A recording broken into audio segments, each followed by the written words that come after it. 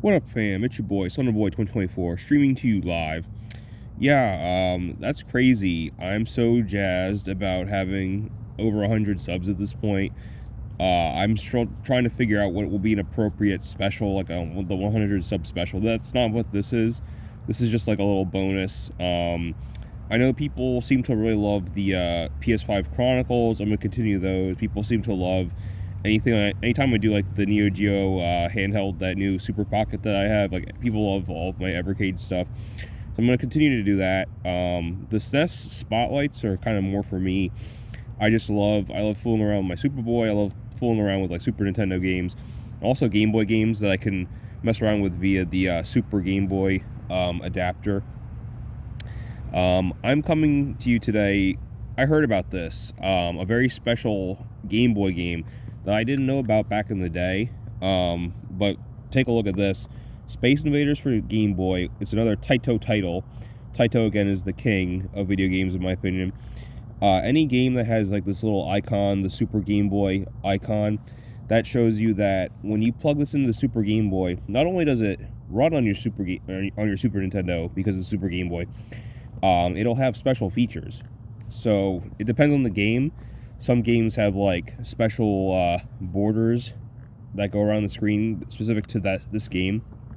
And I still don't know how they do that, but this one's really fucking crazy. So, Space Invaders. Okay, I've never seen this before, and they've never done it before or since, but this is like the technology that's possible, I guess.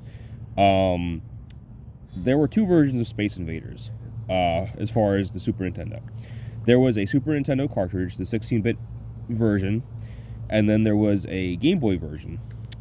Here's what's interesting, and I'm going to show you guys the gameplay footage in a minute.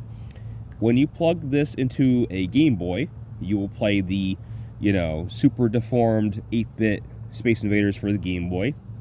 If you plug this into the Super Game Boy and play it on your Super Nintendo, you have a choice. You can play, even if you play the Game Boy version of this game, it will be in color. It will look a little bit better. It will have enhancements, okay? But the other option, you can choose to play the Space Invaders arcade game, and it goes to like this insane intro sequence, like my favorite intro sequence of all time. And then you will play basically what you would have played on the Super Nintendo cartridge. And I don't understand how they did it. You're playing 16-bit Super Nintendo Space Invaders off of this Game Boy pack. Is that possible? Like, I don't know where this game is stored. Is it somewhere on the Super Game Boy? Is it somewhere on here? I just don't think it's possible. Could they store a 16-bit game on a Game Boy pack? Like, that's just crazy to me. I didn't know that was possible even. And the only thing, I'm just speculating, I don't know, but the only thing I can even think of is, maybe it was possible because Space Invaders is kind of a more primitive game. It's a more simple game. I mean, it's not like they fit fucking Chrono Trigger on a Game Boy pack. You know what I'm trying to say? But regardless, it's still incredibly impressive if this is playing off the Game Boy pack. If they did indeed fit the 16-bit Space Invaders game on this Game Boy pack, that's wild to me. It truly is. Taito is the king. I mean, it is. And then of course you're going to ask the question, which is a good question. Back in the day, if you could have bought the Game Boy pack for Space Invaders or the Super Nintendo pack, and they cost probably about the same, this was probably a little bit cheaper, and you get the frickin' Super Nintendo game on here, why would you ever buy the Super Nintendo pack? Why wouldn't you just buy the Game Boy pack, plug it in your Super Game Boy? I mean, you have to have the Super Game Boy adapter, not everyone did. But also, there's some slight differences. I know the Super Nintendo version, you have the 2-player versus mode. You do not have that even when you plug this into the Super Game Boy, because again, you normally would be just playing this on a Game Boy by yourself, so it doesn't have that 2-player functionality. But that's about it. It really is like the same game otherwise. So it's the best bang for your buck back then would actually have been to get the Game Boy pack and plug it into a Super Game Boy. Yeah, this is really wild. This is cool. I'm not very good at Space Invaders. I've looked up some tips on how to play. I will not use those tips, or I'll try to, but people get really into this game. It's an endless game, and I was gonna like do a run, or I'll play until I die, so to speak. I'll show you my terrible skills, but like there's no way to beat it. Like it's one of those arcade games where it's all about the high score. But there are some certain tips I looked up. So people get crazy. So here's the thing. There's like this flying saucer, right? This saucer that like randomly comes across the screen, and when you shoot it, you get like kind of a random amount of points. And the points depend upon what shot you're on. So there are people that count their shots when they're playing, and so I think it's like the 23rd shot. So basically you count to 23rd shot, you're going to shoot this UFO, and then it'll get you 300 points. That's like the max points it can give you. And the reason you want points is because the more points you get, the closer you get to getting another guy, another life, and then you can keep playing some more. So there's that. So yeah, the first time you shoot him, it has to be the 23rd shot, and then after that, the next time he shows up, it has to be 15 shots, and then so on, and then it continues with that pattern. You just have to have another 15. I think that's kind of crazy. And then like, what's your guarantee that you'll even shoot him on that shot? You have to hit him on that shot. If you go to 24, then we won't get the bonus. You know what I mean? Like, that's crazy. There's another thing called the Nagagoya technique. I don't know if I'm saying that right.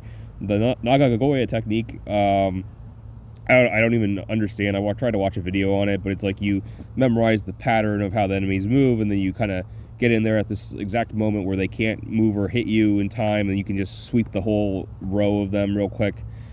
I don't know. I've rambled on enough. Let's.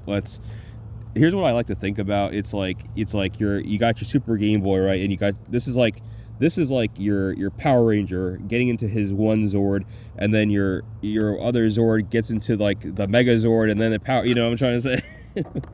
That's crazy.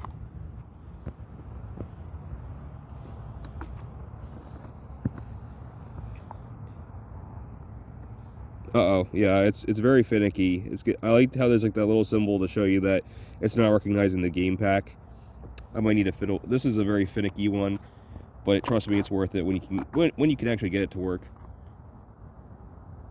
I have the same issue with Street Fighter Alpha 2, which is like a very special Super Nintendo release, but it's absolutely worth it when you get it to work. Same with Taito. Taito's here we go. Oh, I love that boot up sequence. I love that. You hear that?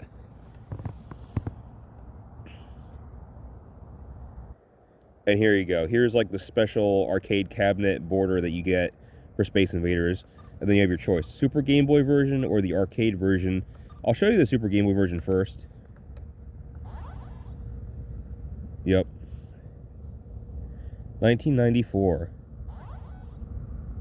So, and even this version, you have all these choices, right? So here's like the original Game Boy version, black and white. Black and white with cellophane to kind of simulate, I guess, you know, you put that over your TV to simulate colors back in the day with like the Odyssey or whatever. And then here's like the actual color version. Let's give that a try. Yep. And I like playing with color, well, for obvious reasons, but also you see as they get closer, they change color, and that's how you know, like, oh, if something is like red, that's like, oh, danger zone. It's like so close to landing. And that's the annoying part is obviously you die if you get shot, but as they get closer, they move faster and faster. You'll see it gets pretty crazy. But whatchamacallit, the way you will actually get a game over, you won't just die, you'll get a game over if a single enemy lands, like gets to the very end of the screen, and there's the UFO. Yes, I got it, 150. So I don't know what shot I was on, but I was pretty good as far as shots go. So the white ones are getting too close, you know, I gotta get rid of those, prioritize that shit. Ah! So I do like having color, for sure. Yes! I didn't count my shots, though. I didn't use the Nagagoya technique. Yeah, even this version is actually really fun, but it's you know, a little more primitive graphics-wise, and it's a little smaller. It's a little harder to see the, you know, the various. Dude, I'm sweeping with the UFOs. Yeah, and that's the problem is I end up like shooting my own base half the time. Game over, yeah. Half the time, the reason my bases get destroyed is because I'm shooting them by accident, and there is friendly fire. You can destroy your own base by shooting it. But yeah, that's, you have to kind of reset to go back to the first menu.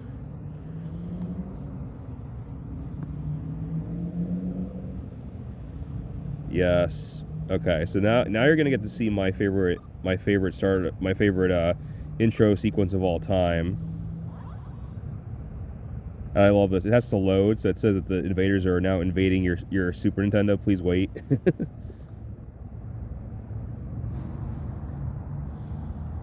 Look at that. Look at that. Look at how the logo pops in.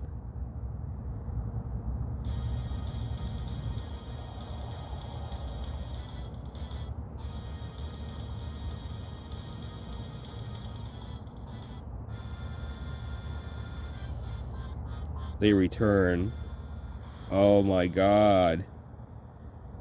That was the coolest intro ever. The coolest startup sequence ever. Space Invaders have invaded my Super Nintendo, and that was playing off a Game Boy pack, if I understand it right. There was so much potential here to do things like this. Like, you know, could they have fit like the Donkey Kong Country games on a Game Boy? Perhaps. Could they have fit Super Metroid on a Game Boy pack? Perhaps. Could they have fit Super Mario World on a Game Boy pack? And you plug it into Super Game Boy, you can play Super Mario World. You know, that's crazy. It really is. Go to options. So, player stock, that's just like in Smash Brothers, that's the number of lives. I'm really bad at this game, so I'm gonna go all the way to 6 lives, and then extend. This took me forever to figure out what the hell this means. Don't worry about sound. So you have a choice. This is basically how many points will extend your life. You know, if you'll get an extra guy if you hit 1,500 points, but that takes too long. So I'm gonna say every 1,000 points. That's how I get an extra guy. Trust me, I need it. I need the help. Okay. Bunch of options here. So black and white with cellophane, color. See, these are all very similar to the other version I showed you. Here's what you want. The cabinet screen where it's white and translucent. You'll see. I want to show you this too, because the startup sequence here, the startup screen here, yeah, there's the mystery flying saucer, so that changes depending on what shot you're on. The other ones are a stable point structure. 1 second.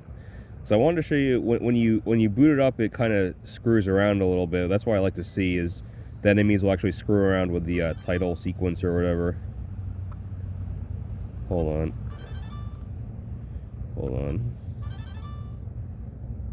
Yeah, my settings are intact. That's good.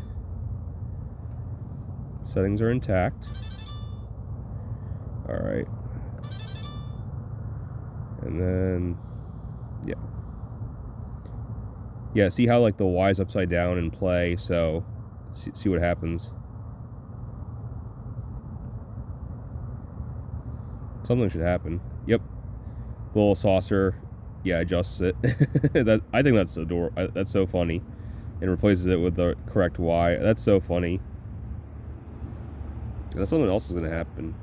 No, but yeah, something else happens sometimes. It depends.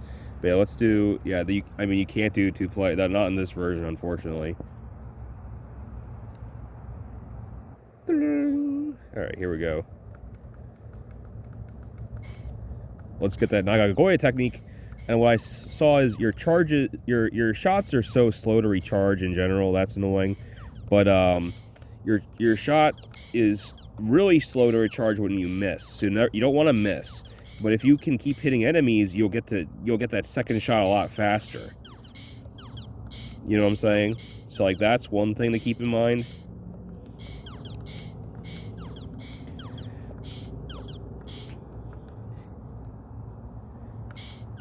Use that Nagagoya technique. Oh no, I haven't been counting my shots.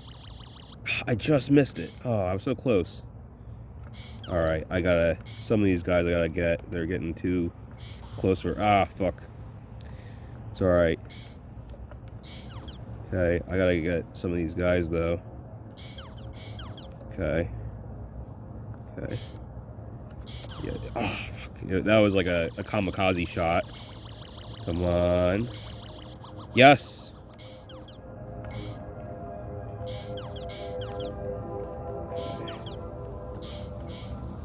My bases are so fucked. I'm gonna try and at least clear the first screen for you guys. 100 subs. 100 subs.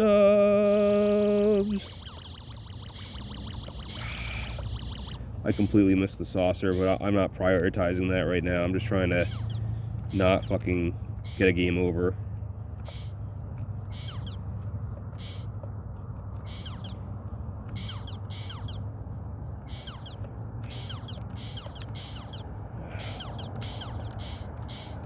Fuck. I'm getting close. I'm getting real close. Oh fuck. Oh fuck. All right, down to 3. I gotta clear house. Okay, that was a 1 for 1. I gotta clear 3. Yes, I got an extra guy and then I died. But I got that 1,000. This is where it gets... Yes! You see that shit? That was some Luke Skywalker 1 in a million blow up the Death Star shot. Okay, I'm fucked. I got to the second screen. I could never get past the second screen. Or no, I got into the third screen like once. But like, yeah, and then game over. Yeah. But I got pretty far, in my opinion.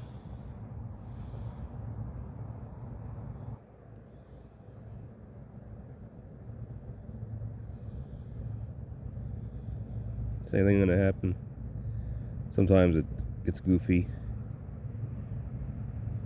Gonna do anything? No. No. Okay. But yeah, this is my favorite type of screen where it's got like the translucent, you know, the white icons and then the backdrop here where you're in space. And again, this is not like the most graphically powerful game. It's not like, you know, this isn't Chrono Trigger or Final Fantasy VI, but at the same time it is without a doubt a Super Nintendo game, and it is playing off a Game Boy pack as far as I can tell. So that's pretty wild. That is like the craziest thing I've ever seen as far as the Super Game Boy. I've been looking up some other ones that I'm going to look into. There's some other Super Game Boy games I want to get. I know Donkey Kong 94 for Game Boy, that's a really big deal. That has some really special features when you plug it into the Super Game Boy. Oh, yep, there it goes again. And another one, I've heard about the Animaniacs game on Game Boy. It actually uses a different soundtrack when you plug it into the Super Game Boy as opposed to the Game Boy game. I have no idea how it does that shit. Like, how would there be a different soundtrack just by plugging it into this adapter? It's black magic as far as I'm concerned. It's Nintendo black magic as far as I'm concerned. But anyway, I just wanted to show you guys this. I love Space Invaders, and this is my favorite version of the game. It's a pretty cool. It's a technological feat. It really is.